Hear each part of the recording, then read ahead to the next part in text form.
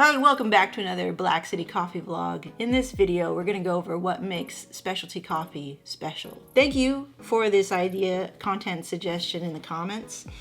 So I'm doing it today. A couple of announcements first. The shop will be shut down for temporarily, just from a couple of weeks. Like if you go to blkcity.com and you want to order coffee, we will be away on work and vacation for just a little bit. Details if you get on the site or something, and then we'll be right back. You're gonna see a password protected screen. There is no password. I just want to kind of put the store on vacation mode since I won't be able to fulfill any orders. All right.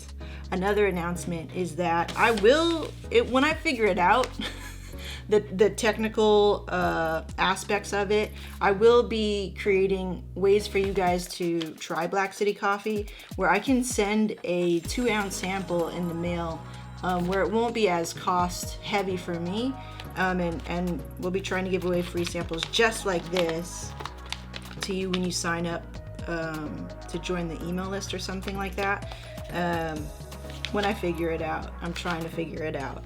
A little thing over the last couple of days, if you did see an opt-in, I'm still trying to figure it out. If you did see an opt-in for a free sample, let me know or DM me on Instagram, because I was confused in my own, like, trying to set this stuff up. So let me know if you indeed did do that, and maybe you could show me some sort of screenshot or something like that.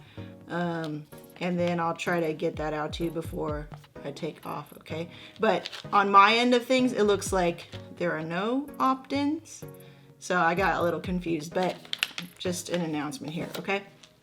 All right, back to the thing at hand. So what is specialty coffee? That's a great question, because you see sometimes, like, if you go to Trader Joe's, you go to Amazon and you're trying to, like, maybe you got intrigued as a new specialty coffee drinker, and you got intrigued and you're like, oh, I see like premium, or I see like premium coffee. Is this specialty coffee? Or I see like gourmet coffee. Is this specialty coffee? And the word specialty is not just a word that they just put as a marketing buzzword. It actually is a word that is rooted in a real score. Okay, specialty coffee is any coffee that is scored by a certified Q grader. It's based off a Q score sheet that was produced by the SCAA, which is the Specialty Coffee Association of America. Okay, so these are American standards. I'm in California. I'm gonna run everything. I'm gonna base all of my information today off of American standard. Okay, the SCAA standard. Out of this Q scoring sheet, there's a certified Q grader, and the coffee that is being scored, it has to score 80 points or above to be classified as specialty coffee. You can't have anything below that and call it specialty coffee. Okay, so, and the score is out of 100, so 80 points out of 100 and above, anything that falls within that range is specialty coffee. Furthermore, that's just in the cup. So when I'm cupping coffees, or when you see people cupping coffees, I'm not a certified Q grader. I'm just cupping so I could see if there's anything wrong or right with my personal roast here at Black City Coffee, right? So here's the breakdown of the scale. So you have 80, which is acceptable. 80, you made it, right? You just made it. 80 to 84, that's a very good coffee. That's very good, right? If you score in the cup, 80 to 84. 85 to 89 is excellent. And then 90 to 100, which is not very common, is outstanding. Outstanding, okay? So the way that we use words, the semantics of things, it matters, right? When we're talking about coffees and we're trying to classify them as specialty coffee, and where they fall in the spectrum between 80 to 100 points. So to give you an example, like, I think the highest scored coffee that I tried was like a 96 on the scale, and it was a Geisha from Panama, from that estate that starts with an L that I can't remember right now, but it's like the super fancy, well-known estate for producing Panama Geisha. If Geisha's not coming from Panama, it's not Geisha. And I don't know if it's Geisha or Geisha, so sorry. I think it's pronounced similarly. You can correct me in the comments. Thank you for having my back. Below 80 is not specialty, okay? Period. How are you gonna know the score? You can always ask if you're heading into like a cafe or something like that, or you're trying to purchase coffees. But I don't normally see when I buy coffee anything that they're gonna, like if it's 85 or it's 84, it's 80, they're not gonna put that on the label. You know, they're just like, they're not gonna say, hey, we're good enough. We're not gonna say that. We're not gonna put that on there. If it's like an outstanding coffee, which again is 90 to 100 points, then they're gonna put that on the label. And it's just like wine. Like wine, when it's scoring 86 points or it's scoring 84 points, that's a very good wine, right? And you'll be like, wow, this is, if it's like say a $10 wine or a $15 wine, you'll be like, oh, this is a good deal. It's 86 on the score. So it's kind of similar in that fashion. But in coffee, I don't normally see it, and maybe you guys can show me examples, but I don't normally buy coffee outside of my own, except for what's around me, which is like Bodhi coffee. And then sometimes, I think maybe sometimes I've seen a score or two, but I've had to ask for it or something like that. It's not readily available in my memory bank. So that makes me believe that the score is not, you know, promoted as much. Geishas, they promote their score a lot. The scoring system that I just talked about is in the cup, on the cupping table. You know, they're actually tasting the coffee. But that's kind of like the last link in the chain. So in order to get to there, you have to have also specialty graded green coffee, raw coffee. Okay, so how it's grown, processed, where it's coming from, the elevation at which it's being grown, the type, species of coffee, that all matters in order for it to get as a green coffee, as a raw coffee, not even roasted and cupped yet, also has to be scored specialty. So you can't have a low graded green coffee and then cup it and then get a specialty result. No. So it's a hand-in-hand thing where you have to have specialty graded green coffee and specialty graded in the cup for it to be called specialty coffee. And both of these things at which coffee is scored is based on a numerical value. So I think it's probably the most consistent. It's not just based it's not just based on subjectivity, except for the subjectivity of the score.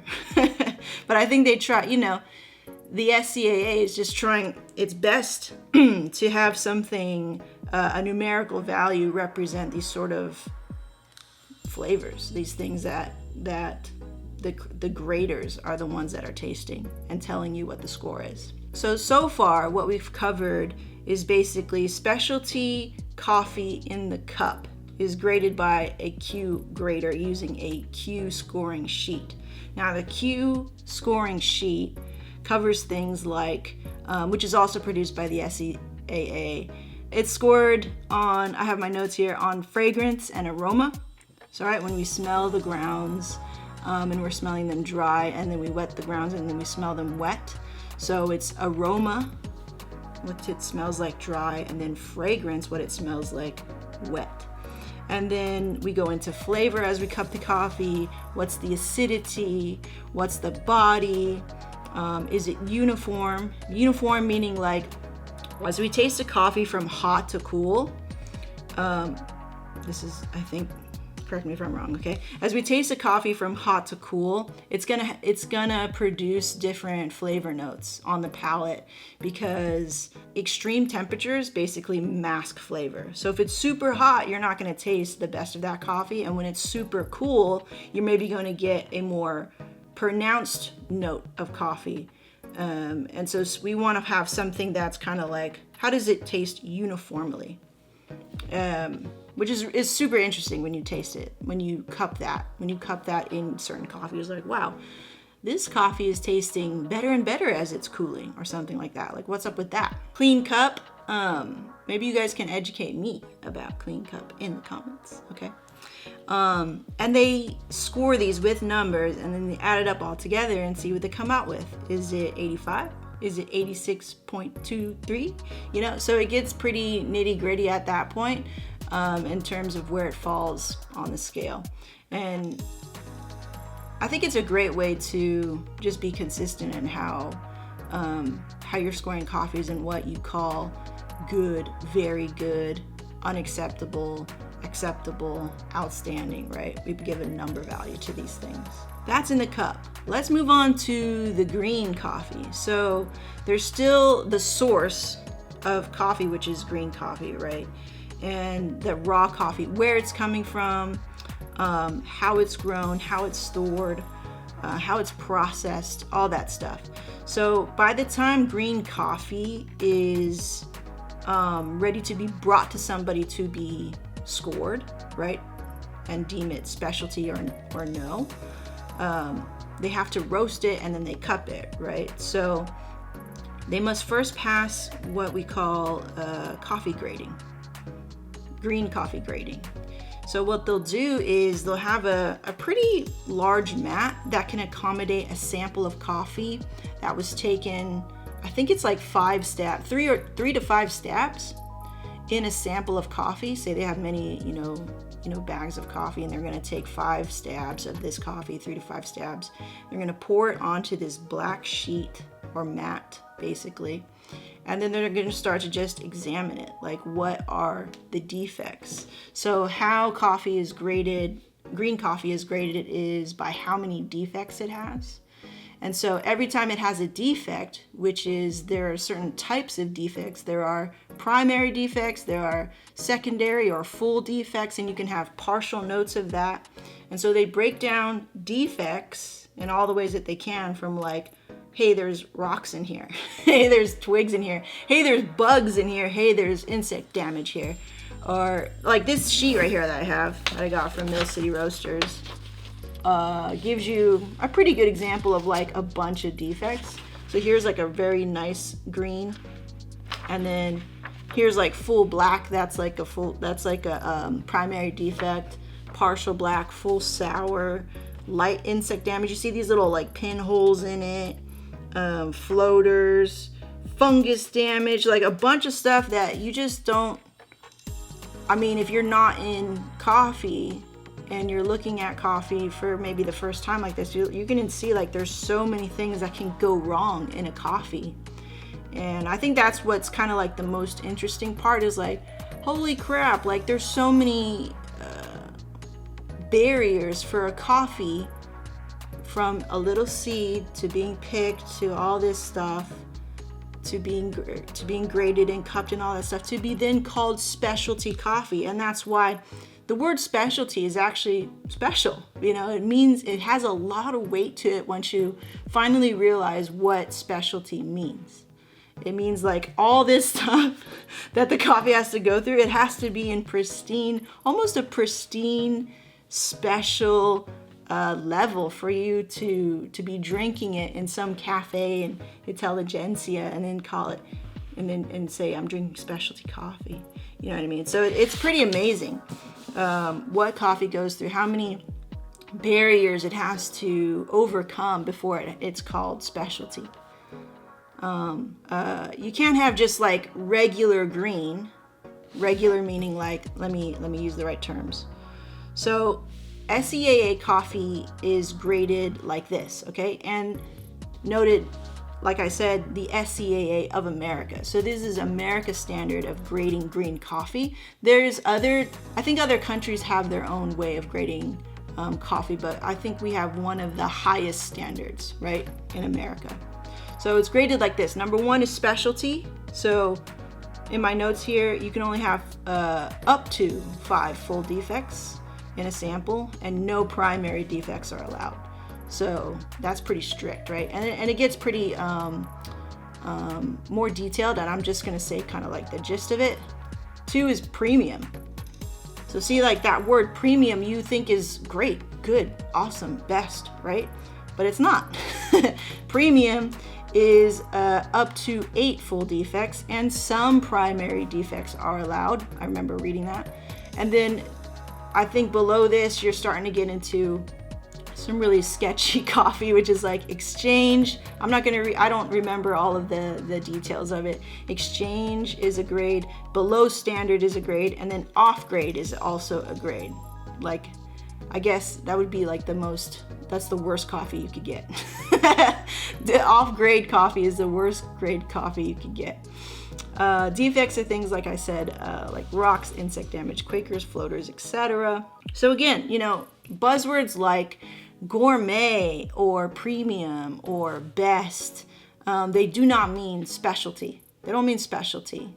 So you want to look for that, I guess. If that's what you're looking for, you want to make sure that you see those words, you know, because I remember like my mother-in-law was telling me, oh yeah, like I know a farm in Vietnam, and they have, you know, she's showing me the site. It's like, oh yeah, premium, right? Like premium grade coffee. I'm like, no, that doesn't mean that doesn't mean specialty grade coffee. Like what I get at, what I source from Bodhi Leaf Coffee, specialty grade coffee, right? And people, they're like, what's the difference? Well, this is the difference, and it's a long ass answer, but yeah, there's a big difference, right? Kind of think of it like this. So when you see the word natural on some food items that you buy, it doesn't necessarily mean like, oh, this is the best, healthiest thing for you, or it's free of pesticides, or it wasn't produced in a inhumane way. You know, natural can mean a bunch of things. I don't know what their limits are to what you can do to this food before you can call it natural, or you can't label it natural, right? Which I think the gate is pretty wide open for you to call it natural. Semantics, words, and the words that you choose, they matter. Another thing too that I've seen when I was kind of like just doing some quick research to make sure that my numbers were correct on the grading scale was I was finding blogs that were defining specialty in other ways, which was super interesting. Like, oh, if it's got a roast date on it, that's specialty coffee. Or if it's got a little valve on it, right? Like this. Like these have valves. Ooh, that smells good.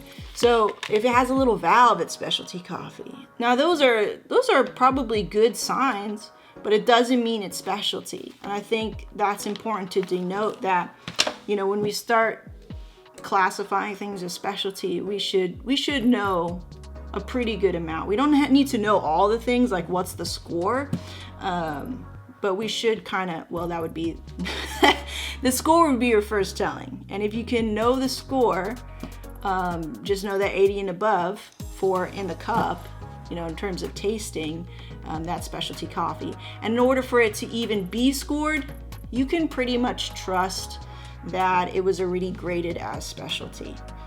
Pretty much. I think that's pretty safe, because I don't think people would be cupping coffees unless it was some sort of like experiment or gimmick in coffee industry to cup a coffee that was not specialty graded green.